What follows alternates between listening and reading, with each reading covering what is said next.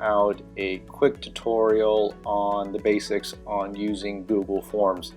And so the first step you want to do here is you want to make sure you're signed in to your Google account on your Google Chrome web browser, or you can also just type in Google Forms on your search bar, and you'll be able to take you to whatever the Google Forms application. So first off, I want to show you the Google Forms kind of a tutorial that you can look up, that you can use as a reference. And if you just type in Google Forms tutorial and then click on how to use Google Forms, this gives you actually a really good overview on how to use Google Forms. So I really do hope you guys take a look and dive into Google Forms and help you collect data or information from your staff, teams, or any populations you want to gather information from. And so you, from the beginning, like I said, you want to go in and go back, and the first things you want to do is just to go ahead and just type in Google Forms. And right there from the beginning, Google will give you Google Forms sign in. And if you're already signed into your account, this will automatically give you your own web page that has Google Forms that you can create or you have previously created. So right here from the beginning, it'll give you a template of things that you can choose from. And this is actually a really good starting point if you have not used Google Forms before. So the template is a really good starting point if you just need to get like generic stuff, like if you need to do an invitation or find a time, event registration. And I think a good starting point is contact information. So if you really just wanted to get a good template or a starting point for you to start your Google Forms, the template gallery is a great start for you to start plugging in information. So it'll give you a template that you can just type in information, and that's a really good place to start. So before we go through that, I just want to go through and start looking at the different kinds of questions that you can ask in your Google form. So if you go ahead and type in Google Form and get to your sheet web page here, and I have already started a Google Form that we can go ahead and explore some of the things that you could be possibly asking and gather information from your staff or team members or any various population. So the first one here is multiple choice. And so multiple choice is basically you're giving given answers that you want your people to choose from. So for example, what is your favorite food?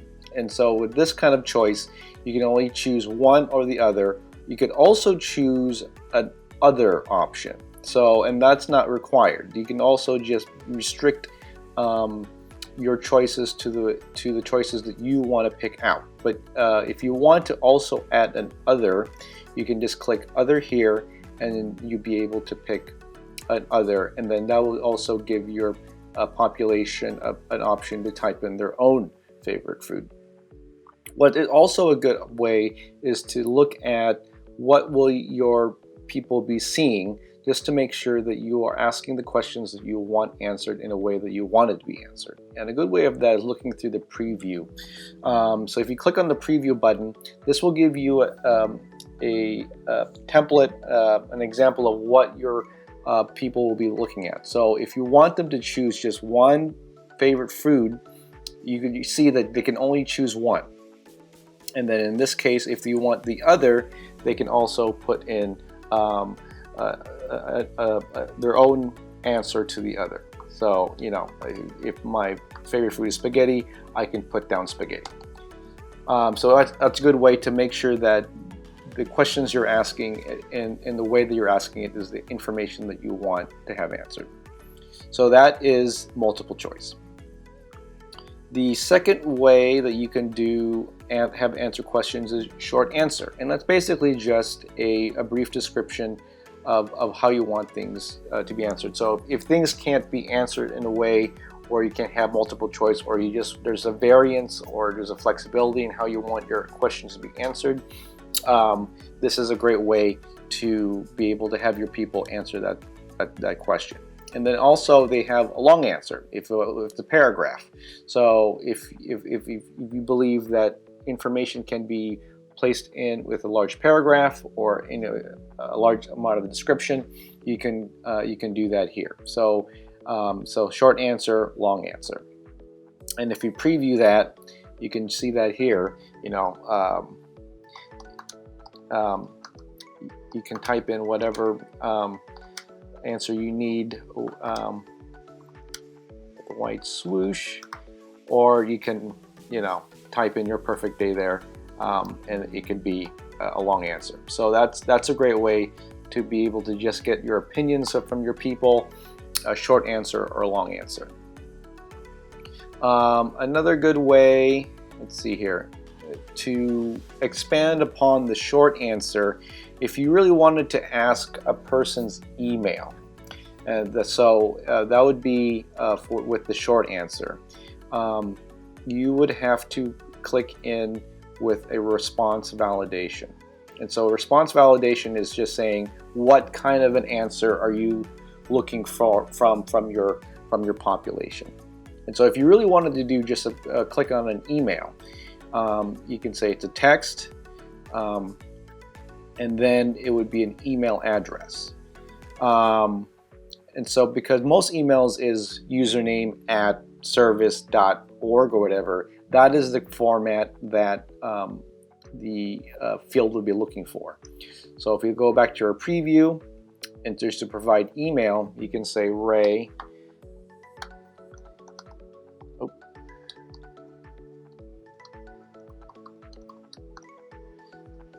And that would be, if you typed in your email, that would be an appropriate response. But if I just said Ray O and try to go on, it's going to tell me you must have a valid email address. And so that's a really good way of making sure the email addresses that people input are actually valid email addresses. So that's for provide email, and that's under short answer. And make sure that you guys click the 3 dots response validation, and then the fact that it's a text and that you guys want to choose an email address. That's how you make sure an email address is provided. There's an easier way to do this, and that's going to be under settings. And you can actually have under settings like collect email addresses. And so right from the get-go, you can have people plug in their email right from the get-go without having to set up a text box. So this is one of the quicker ways of collecting email addresses, but the short answer here with the response validation is another way as well. If you wanted to provide a 10-digit phone number, you want to be specific because there's not really a way to show that we can have a phone number that can be validated. We can do betweens in that way, but really the best possible way is to make sure that you are clear in asking the 10-digit phone number of your clients. So that's for email and that's for phone number. So this is checkboxes. So what is your favorite season, for example? And if you, so checkboxes, you can add whatever option you can have, and your clients would be able to pick all those checked boxes if you wanted to. So if you go back to preview, so what's your favorite season? They can check, they would be able to check all these seasons if all these seasons apply to them. But if you're asking the question, what's your favorite season, and you want to limit them to one season, that is one of the settings you can put in under response validation. So under response validation, you have to select exactly only one. And so if that is the case, they can only select one season. So if we go back to preview and I've already select a season, it's going to tell me I can only select one option. So if you only want that, if you want your responders just to check one option. So that's for season. So you can have as many options as you want. You can have them choose as many as they want. I mean, you can say if you want 2, you have to select 2. You can do that as well. Most for these check boxes, you can check as many as you want, unless your responses restrict that. So that's check boxes. For drop down, this is really restricting you to one answer. So, and this is, it can really only show you during the preview here. So choose your favorite animal, and you're going to choose a preset amount of responses, and this is only, you can choose one right from the get-go. So if my favorite animal is a narwhal, it's a narwhal. I can't choose another animal, and so that's a really good way of restricting your answers to your responders to one answer. If it's a cat, it's a cat. There is no kind of leeway or having multiple choices. You kind of, with drop down, you're kind of limited to one option. So with the next option, which is linear scale. So you are asking in a scale from 1 to whatever. So my question is how awesome are you? From a scale to 1 to 5. And so if you want to go to 10, great. You can definitely do that. And then if you show it here, let me refresh. You can say, how awesome are you? And at that point, you can only choose a number between 1 to 10. And that's giving you a scale from, from one to another. If you're looking, you can also use linear scale to just ask for a number. So like, how many t-shirts do you need? You don't really need an option of saying one or another. You can just say, right here, it says labels are optional. And so in that case, you can just say, I just need 5 t-shirts. You don't need to say, a scale from 1 or whatever is optional. You can, in this scale, from 1 to 10, you can see how satisfied or unsatisfied you are with the presentation, or how satisfied or unsatisfied you are with the service. You can definitely let your responders know what kind of a scale they are responding to, so they can do that here. But you can also just say, I just need a number. How many t-shirts do I need? I just need 3. So you can definitely do that here with linear scale. And this, with multiple choice grid, you're giving your responders a choice of kind of like a linear scale, but with different topics. And they can only choose those topics one at a time. They can only choose one. So for example, if you're trying to ask your responders feedback on a presentation you did, you can say, you can choose the rows. So this is the rows, and say, how did you like or dislike or not, how did they do? And they can choose how they can respond in a way with their columns. So if you wanted to say your topic, the speaker, and activities, and you wanted to see how they liked or disliked them, this is the way to do it, because they can't choose one or another. You can't like and dislike the topic, or choose neither dislike and like and also like. You have to either, you gotta pick one or the other. And so and that's a good way of getting feedback as well. Another more freedom way of doing that is Checkbox Grit, and that's giving you a way to give your rows and your columns more options. And a lot of good ways is checking what are your available dates and times if you wanted to do an appointment. And so in this case, you can choose all the checkboxes in all the days. So that gives you freedom to really show your responders more freedom in the boxes that they choose. And this makes sense. Like if you are able to have an appointment between 9 and 11, you can definitely show that here on a Monday, as opposed to this way, it really restricts you to one choice. And then the last parts here are, you can choose a date and a time. So it just kind of tells you what date and time you need. If you go back to the preview, it just shows you, and it's a great way of doing this. When do you need the delivery, for example, you can just say, I need the delivery on May 13th. And then it'll ask you what time. So you have to plug in the time, at 9 a.m. or 9 p.m. And so that's a really good way of doing date and time. So if you just needed a preview of all of these, just go ahead and play around with them, and that's a really good way of being able to phrase your questions and getting the answers that you need. So let's say, for example, you have sent this out, and we can cover that too. So if you want to send this out to the SEI team, you can just click send here, and you can send an email to, and you can send an email to them, and you can check this box to automatically collect respondents from SEI if you wanted to or not. So this is through email, and the subject will be SEI or whatever subject you need, to your staff, and then you can include the form in the email. If you wanted to do a link, you can do a link as well, and you can copy and paste, and it'll automatically take you to this link. So there are two ways in which you can send out your survey.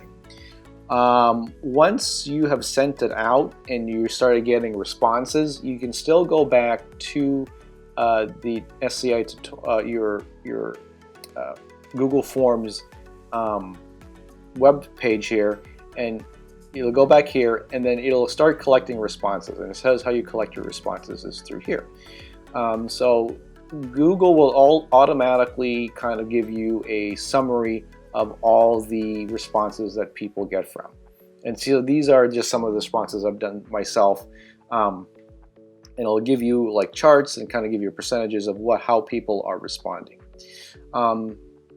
If you want to get a more detailed look, you will want to go and view responses in sheets. And this is kind of the more helpful way of doing it. So in this way, in a spreadsheet, you can start collect people's emails, what the responses are, and be able to see how, in a spreadsheet form, how people are starting to answer your questions. And so if you know that you're going to be utilizing your information on a spreadsheet, this also helps you phrase your questions a little more streamlined.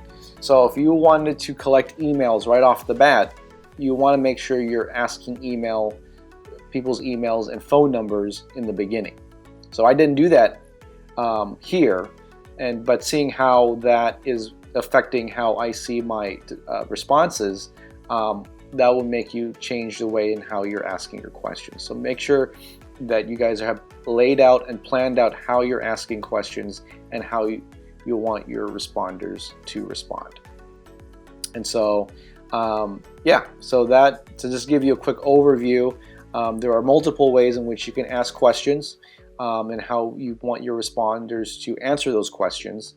There are a couple ways in which you can send out your form. You can send it through an email, or you can send a link that you can send to your responders. And then you can definitely shorten your URL to make it a little more palatable. And then there are a couple ways in which you can look at your responses, which is going to be your responses page here. You can look at it as a summary. You can look at it through individual questions. So what's your favorite? You could say, you could see who was responding to that individual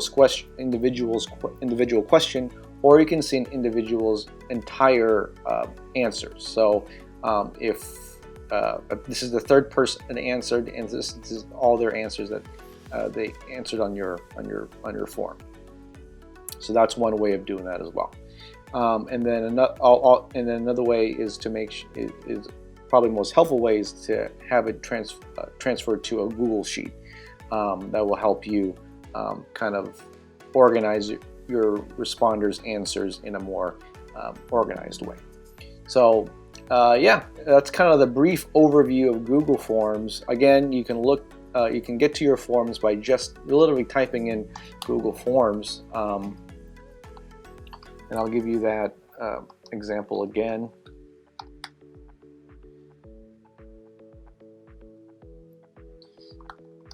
Type in Google Forms. It'll give you your Google Forms sign in, and right then and there, it's going to give you a blank template, a blank sheet, or you can be able to look at templates, which will help you out, get kind of the front work done right off the bat. But if not, you can definitely make your own, and we will click in the blank there, and then you can definitely title your form in any way possible, and then you can start asking your questions. And so when you start asking your questions, you want to make sure how are you wanting those answers, questions answered. And so those possible answers are right here: short answer, paragraph, multiple choice, checkboxes, drop down, linear, multiple choice grid, and all the other options here as well.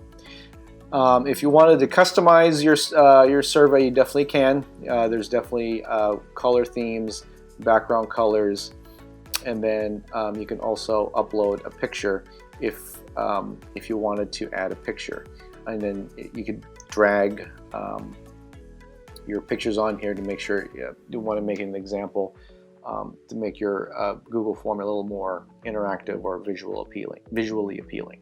So you can definitely do that there. So it's definitely a way that you're going to have to think out the way you want your questions formed and how you want those questions answered. So Google gives you a wide variety of ways in which you can try to get some data information from your people. But if you want to go back to the form, you'll always have it here, unless you want it. Google will always auto-save your forms.